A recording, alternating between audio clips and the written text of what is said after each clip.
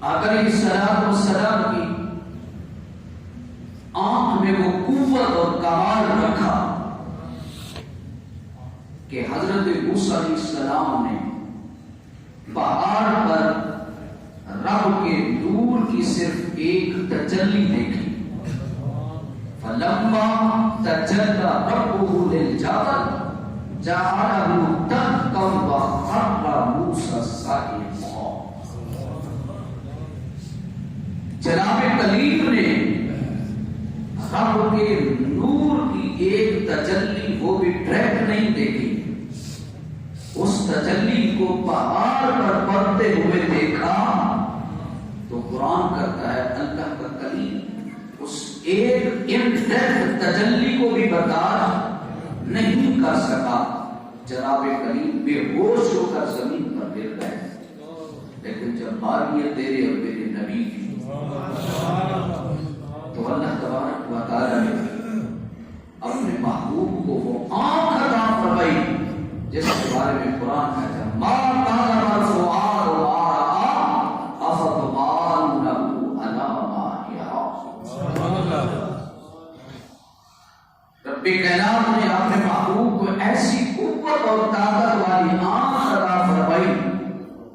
صحابہ کرام رضی اللہ عنہم اجمعین فرماتے ہیں آقا علیہ السلام کی چشم مبارک کا یہ کمال تھا کہ جس طرح نبی کریم صلی اللہ علیہ وسلم دن کو دیکھتے تھے، سورج کی روشنی میں جس طرح حضور دیکھتے، تو آقا علیہ السلام رات کی تاریکی میں بھی حضور اس طرح دیکھتے تھے. کہتے سبحان اللہ. جس طرح حضور سورج کی روشنی میں دیکھتے تھے، میرے نبی کے لیے دن اور رات دونوں بھی برابر تھے. میرے آقا رات کو بھی ایسے دیکھتے تھے جس طرح حضور دن کے چاند میں حضور دیکھتے. اور دیکھیں بھی کیوں نہ، سیرت نگاروں نے، مفسرین نے، محدثین نے اپنی تفاسیر میں، مفسرین نے، محدثین نے احادیث میں یہ نقل کیا ہے کہ حضرت موسیٰ علیہ السلام نے جب رب کے نور کی ایک تجلی دیکھی تو حضرت موسیٰ علیہ السلام نے اندھیری رات میں اگر پتھر کے اوپر چیونٹی بھی بیٹھی ہوتی تھی تو اللہ کا کلیم اس کو دیکھ لیتا تھا. یعنی رات کے اندھیرے میں ایک چیونٹی اگر پتھر پر بیٹھی ہوتی تو جناب کلیم اس کو بھی دیکھ لیتے. یہ تو اس آنکھ کا کمال ہے حضور جس نے پہاڑ پر ایک تجلی دیکھی، ذات کی ذات نہیں دیکھی، ذات کے نور کی ایک تجلی دیکھی. تو اس کی آنکھ کے اندر یہ کمال آ گیا، اتنا نور آ گیا کہ رات کو پتھر پر اندھیری رات میں بیٹھی ہوئی چیونٹی کو بھی دیکھ لیتے.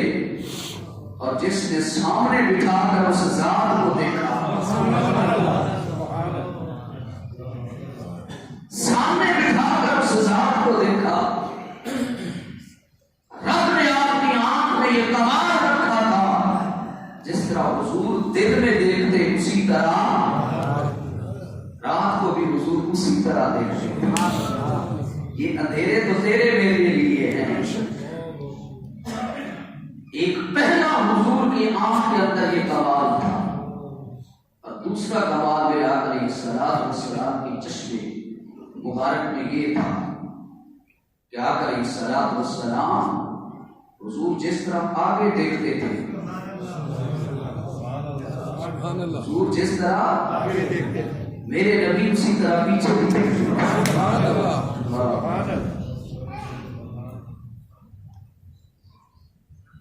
آگے پیچھے میرے آقا علیہ السلام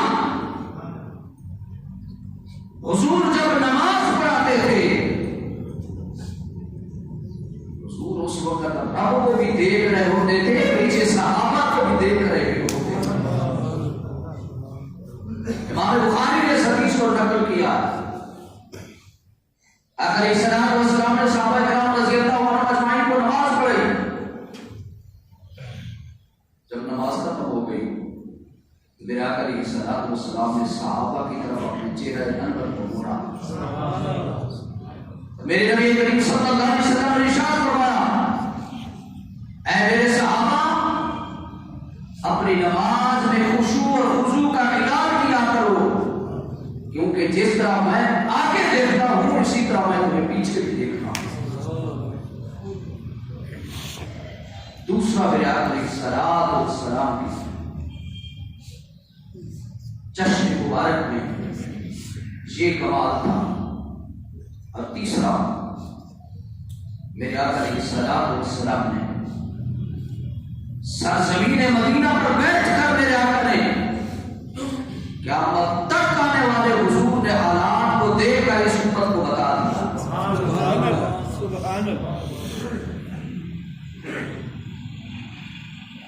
میرے آقا علیہ السلام کی نگاہ مبارک کا یہ کمال تھا، حضور بیٹھے زمین پر ہوتے تھے، لیکن زمین پر بیٹھ کر میرے مصطفیٰ سدرۃ المنتہا کے بعد حضور جنت کا بھی مشاہدہ کر لیتے تھے اور نیچے حضور جہنم کا بھی مشاہدہ کر لیتے تھے۔ صحیح بخاری کی حدیث ہے، صحیح مسلم میں بھی ہے۔ صحیح بخاری میں حدیث نمبر 922 اور صحیح مسلم میں حدیث نمبر 905۔ اس کی راویہ ہیں سیدہ طاہرہ فاضلہ عابدہ قابلہ راکعہ ساجدہ ام المؤمنین حضرت عائشہ صدیقہ رضی اللہ عنہا۔ آپ فرماتی ہیں آقا مدینہ پاک میں سورج گرہن لگ گیا، آقا علیہ السلام نے صحابہ کرام کو نماز کسوف پڑھائی۔ نماز کسوف پڑھانے کے بعد آپ صلی اللہ علیہ وسلم نے فرمایا، جو چیز رب نے مجھے پہلے نہیں دکھائی تھی، آج میں نے اس مقام پر کھڑے ہو کر ان چیزوں کو بھی دیکھ لیا۔ اور آقا علیہ السلام نے فرمایا کہ میں نے اس مقام پر کھڑے ہو کر میں نے جنت کا بھی مشاہدہ کر لیا ہے، میں نے دوزخ کا بھی مشاہدہ کر لیا۔ یہ رب نے میرے محبوب کی آنکھ کو یہ کمال عطا فرمایا تھا۔ ایک دفعہ نبی رحمت صلی اللہ علیہ وسلم نے صحابہ کرام رضی اللہ عنہم اجمعین کو نماز استسقاء پڑھائی، بارش کے لیے جو نماز پڑھی جاتی ہے، حضور نے نماز استسقاء پڑھائی۔ یہ بھی صحیح بخاری میں حدیث ہے۔ صحابہ کرام رضی اللہ عنہم اجمعین جب نماز پڑھتے تھے تو صحابہ کی آنکھیں حضور کی طرف لگی رہتی تھی۔ ہمیں حکم ہے کہ جب نماز پڑھے، جب قیام میں ہوں تو سجدے والی جگہ پر دیکھیں، لیکن صحابہ سجدے والی جگہ پر نہیں دیکھتے تھے۔ صحابہ جب کھڑے ہوتے تھے تو حضور کو تکتے رہتے تھے۔ آقا علیہ السلام نے دوران نماز حضور جان رحمت نے اپنے ہاتھ کو اوپر کیا، پھر واپس لیا۔ نماز ختم ہو گئی، صحابہ نے پوچھا آقا کیا آج کے بعد کہیں نماز میں یہ ہاتھ اٹھانا یہ نماز کا حصہ تو نہیں بن گیا؟ کیونکہ جب نماز کا حکم آیا تھا صحابہ نے پوچھا یا رسول اللہ صلی اللہ علیہ وسلم آقا ہم نماز کس طرح پڑھیں؟ میرے نبی نے کیا فرمایا؟ میرے نبی نے فرمایا بابا میرے پیچھے ہاتھ باندھ کے کھڑے ہو جاؤ،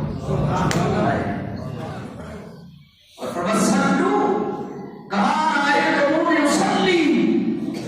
میرے نبی نے فرمایا بس میرے پیچھے ہاتھ باندھ کے کھڑے ہو جاؤ، صلو کما رأیتمونی اصلی، بس مجھے دیکھتے جاؤ، میں جس طرح کرتا ہوں تو ویسے ہی کرتے جانا، یہ تمہاری نماز بن جائے۔ نماز میرے مصطفیٰ کی ادا کا نام ہے۔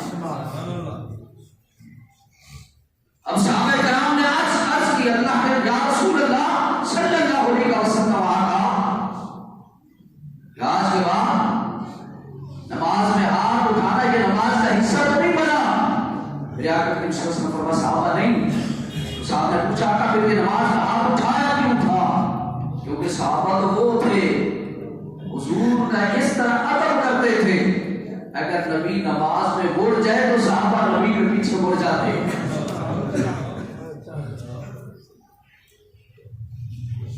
میرے نبی رحمت صلی اللہ علیہ وسلم نے فرمایا میرے غلاموں نہیں،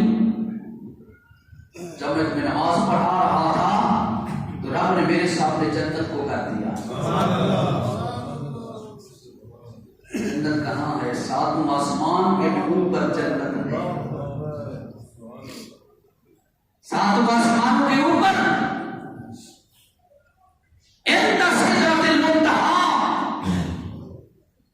سات آسمان، پھر ساتوں آسمانوں کے اوپر سدرۃ المنتہا. پھر قرآن کہتا ہے عندہا جنت المأویٰ. علامہ ابن کثیر فرماتے ہیں یہ جو سات آسمان ہیں، آپ فرماتے ہیں ہماری زمین سے لے کر پہلے آسمان تک اگر ایک بندہ 500 سال متواتر چلتا رہے، 500 سال اس میں ایک سیکنڈ کے لیے بھی نہ بیٹھے، ایک بندہ 500 سال میں جتنا فاصلہ طے کرتا ہے. علامہ ابن کثیر کہتے ہیں ہماری زمین سے پہلے آسمان کا اتنا فاصلہ بنتا ہے.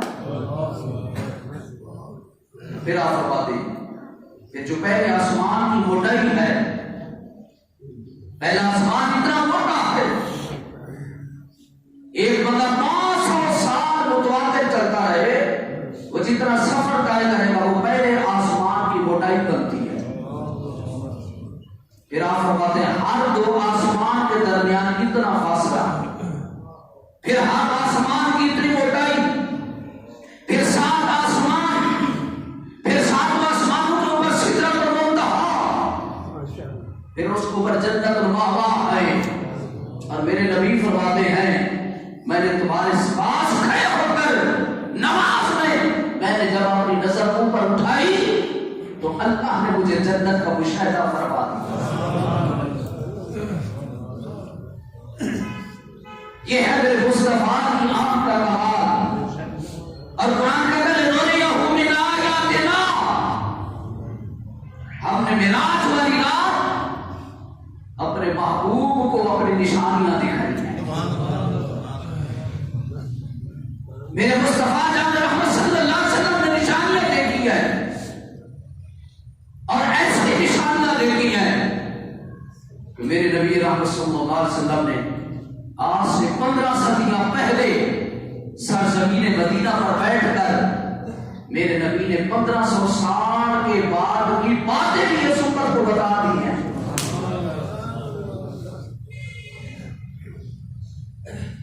اور آقا علیہ الصلوۃ والسلام جب معراج شریف والی رات گئے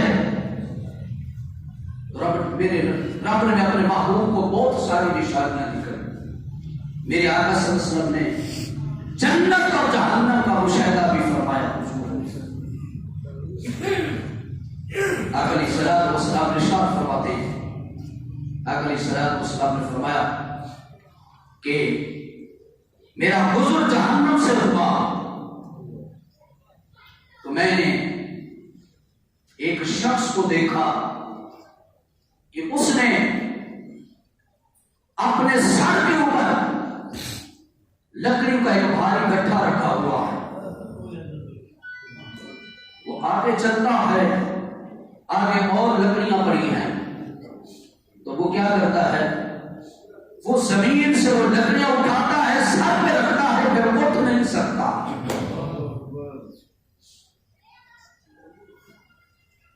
وہ لکڑی کو اٹھاتا ہے، جو پہلے اٹھائی ہوئے ہیں اس کو بھی نہیں اٹھا سکتا، لیکن وہ زمین سے پھر اور لکڑیاں اٹھانے کی کوشش کرتا ہے.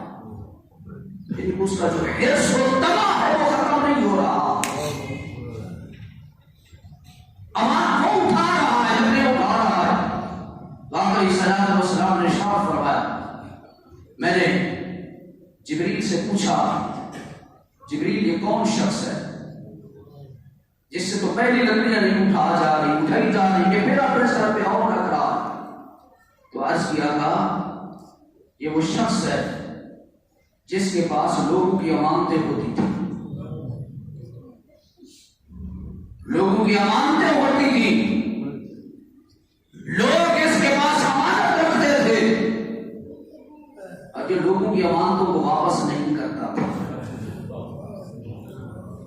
اس شخص ہے جو امانت میں خیانت کرنے والا ہے، اور آج اس کی حالت یہ ہے۔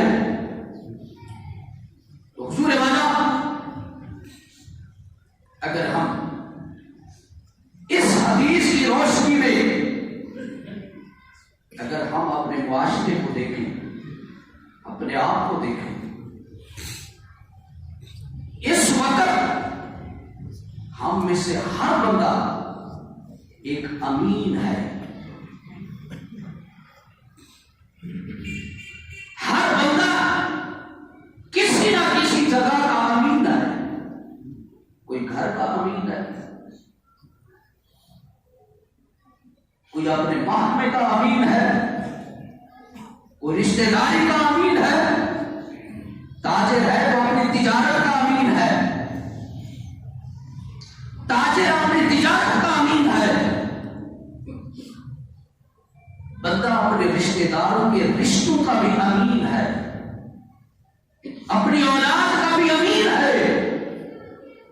اور آپ علیہ السلام نے ارشاد فرمایا، کل قیامت والے دن ان امانتوں کے بارے میں تم سے سوال کیا جائے گا۔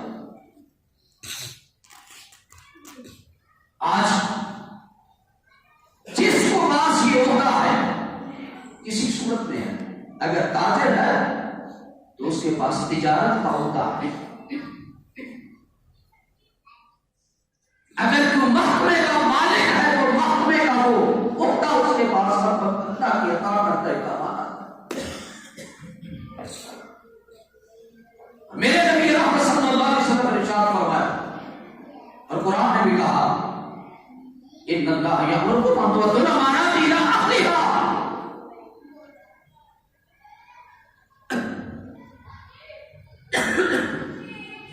اللہ تمہیں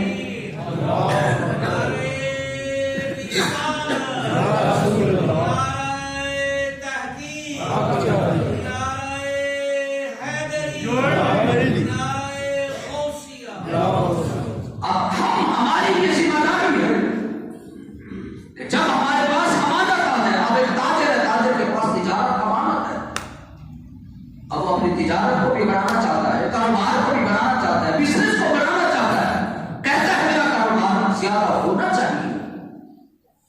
اسلام اس بات کا حکم دیتا ہے اپنی تجارت کو اضافہ کرو، لیکن اگر ایک تاجر اپنی تجارت میں خیانت کرتا ہے تو کل قیامت والے دن میرا رب اس سے پوچھے گا۔ اور ایسا تاجر میرے نبی کریم صلی اللہ علیہ وسلم نے فرمایا جو امین تاجر ہے، جو بولے امین تاجر ہے، امین نام نہیں کہہ رہا کہ امین تاجر تسی محمد امین لبدر کے تاجر صاحب، امانت دار تاجر، امین تاجر میرے نبی نے فرمایا کل نبیوں کی صف میں کھڑا ہوگا، امانت کے ساتھ تجارت کرنے والا۔ آج گندا سودا اس کو چھپا کے بیچا جاتا ہے، بندہ پھل لے کے آئے، وہ جو ریڑھی والا ہے اب اسے 2 کلو لے کے آئے، وہ اپنی مرضی کا ایک آدھا خود اس میں گندا ضرور ڈالے گا، وہ اس کی مجبوری ہے، وہ مجبوری اس نے خود بنا کے رکھی ہے۔ دودھ والے سے نہ دودھ والا بھی ناوٹ کرے گا، سودا لیتا ہو۔ اور نبی رحمت صلی اللہ علیہ وسلم نے ارشاد فرمایا، یہ امانت تھی، قوم کی تاجر کا، تو قوم کی تجارت کا امین تھا، اگر تم نے امانت داری سے نہیں کی ہے کل قیامت والے دن وہ حال ہوگا جو میرے مصطفیٰ نے معراج والی رات دیکھا تھا، جس نے امانت میں خیانت کی ہے اللہ نے اس کو کتنی عذاب دیا۔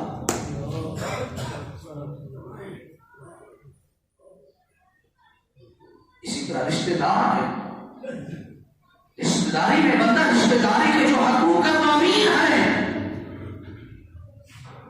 اب ایک بندہ رشتہ داریاں بڑھانا چاہتا ہے، بڑھانی چاہیے، لیکن رشتہ داری کے حقوق نہیں پورے کر رہا تو وہ اللہ کی امانت میں خیانت کر رہا ہے۔ اسی طرح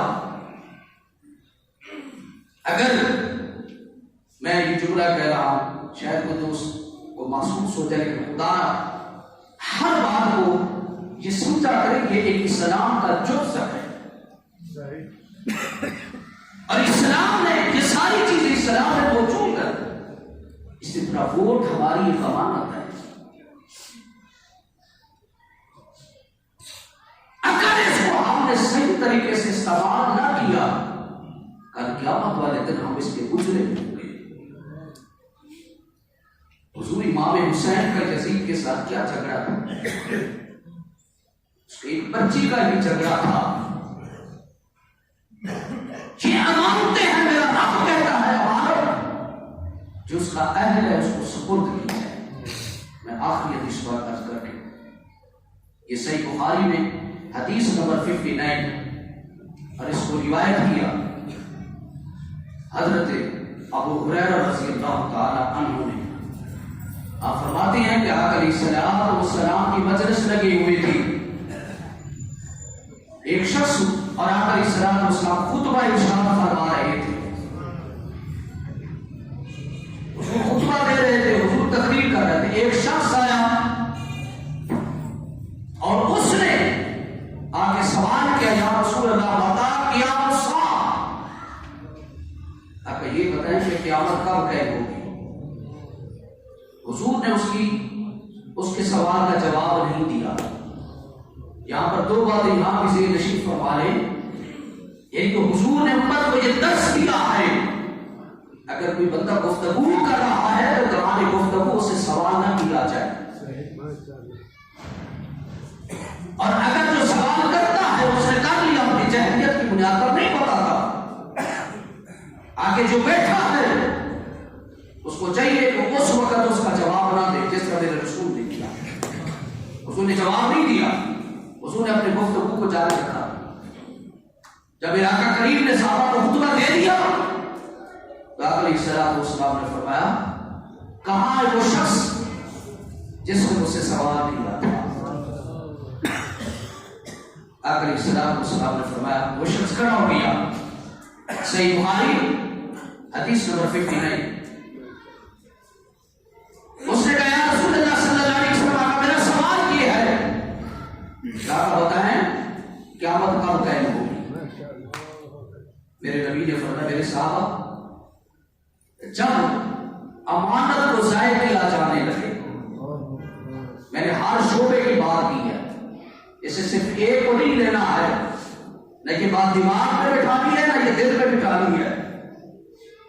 میں پہلے اس کی پوری خطبے میں ڈیفینیشن بیان کر چکا. جو لوگ اب آئے وہ اگر پیچھے اس کو ہو جائے تو ان کو پتہ چل میرا پورا ٹاپک کیا تھا.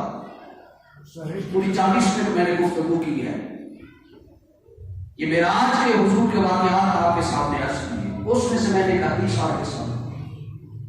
تو آقا علیہ السلام نے فرمایا کہ قیامت کب آئے گی؟ جب امانت کو ضائع کیا جانے لگے. حضور نے فرمایا اس وقت قیامت کا انتظار کرنا.